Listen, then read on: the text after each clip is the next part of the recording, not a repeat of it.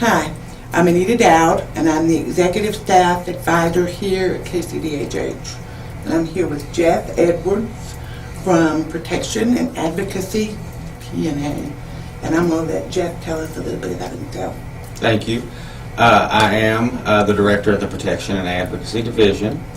We are the state's disability rights organization. It is our job to protect and promote the rights of Kentuckians with disabilities anywhere they live or receive services. So I guess you all stay busy, right? We do stay pretty busy. That's 120 counties and every school district, hospitals, nursing homes, any place a person, like I said, receives services. Wow. When you mentioned the term disability, who all is included in that? Well, it does include, it's anybody, you know, people with mental illness, people with intellectual developmental disabilities, cerebral palsy, and also, for our purposes, it includes the deaf community, the deaf and hard of hearing community.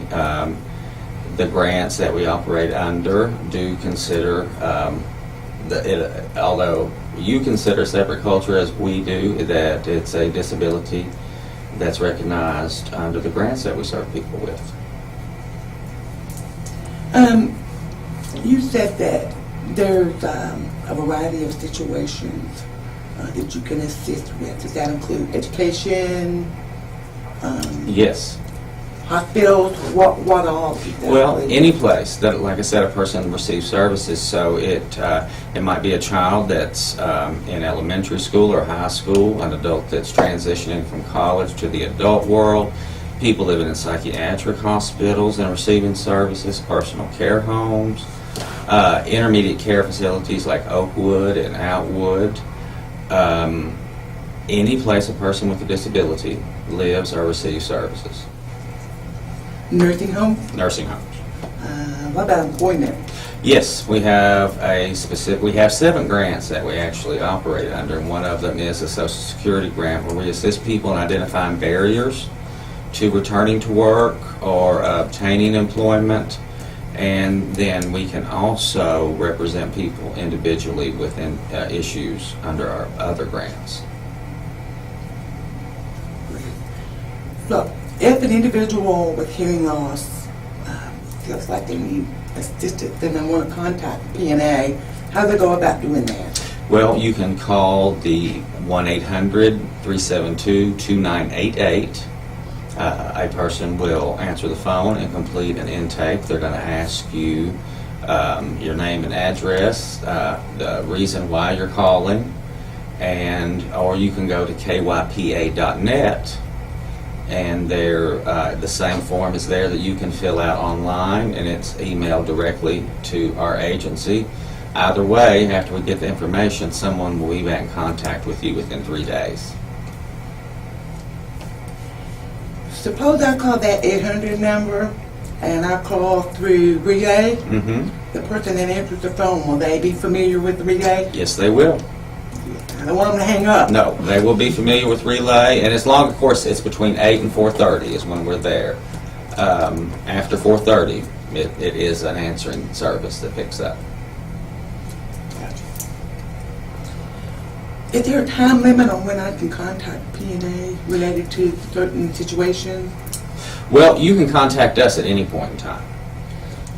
Whatever the situation is, what the problem would be is you may have had a situation where you've been kicked out of your house, or you may have lost your job, and there are certain time frames you have to file an appeal in, and if you don't do that, you might not have any standing and you won't have the ability to have your rights protected like that.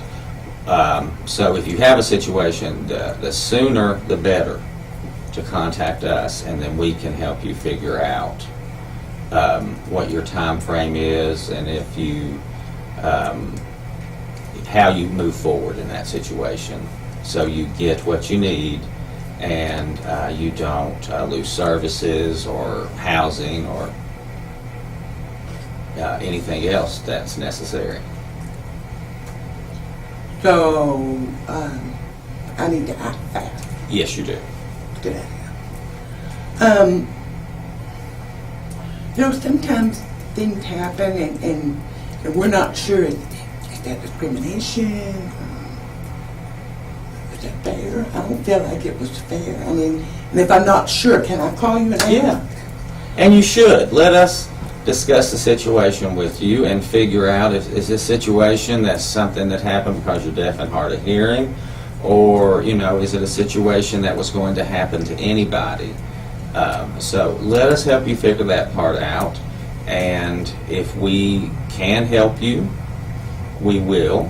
If it's a situation where we think that maybe there's going to be other groups that can help you and do better for you, we'll give you that contact information, maybe give you a private attorney's list to contact and have those conversations with.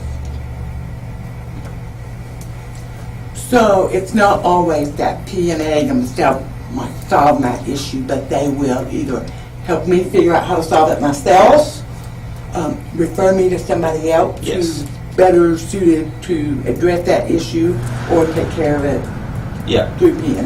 Well, and we want you, that's always our goal when someone calls. We would like to be able to give you the information you need, and that power to fix the situation yourself. And, but if you can't, we do have the ability to do individual case representation, and we might be able to represent you and hopefully get the situation rectified where you're happy. Well, I know that there is an organization called the Kentucky Human Rights Commission. Mm-hmm. What's the difference between the Human Rights Commission and P&A? Well, protection and advocacy, we function as a law firm, first of all. So everything that we do it's based on a person's disability. We are a client-directed agency where we don't do best interest. Where you might have a provider saying this person cannot live alone, or they're going to have these supports. Our job would be to advocate that our client may want to live alone and the kind of supports they need. They are determining their own life. But we may have to give you information to contact someone else. But you can always contact us. You don't get to talk to us one time. We might give you information, it doesn't work out. You can call us back and say, I've done everything you've told me to do, and it's not working. We want you to do it first, because if we train you to do it, we hope that you'll be able to help other people do the same thing that you've already done for yourself. But let's say we help you fix that first situation, something else happens, you can still call us back because there's a new situation, and it's happening because you are deaf or hard of hearing and you need our assistance in fixing the situation. Thank you, Jeff. Yeah. Really, I think I have a better understanding of how P&A works. I'm excited that we've had the opportunity to talk about it, and I really hope that more individuals within the deaf and hard of hearing community will reach out to P&A as they need, and to see that relationship become stronger. Also, I'm curious if there's any way that we can become more involved. Yeah. With P&A. Yeah. There's two ways actually, and we will provide links to this information from our website, and actually we can bring copies to you all for, we have two advisory bodies. One serves people with intellectual and developmental disabilities. One serves people with a mental health diagnosis.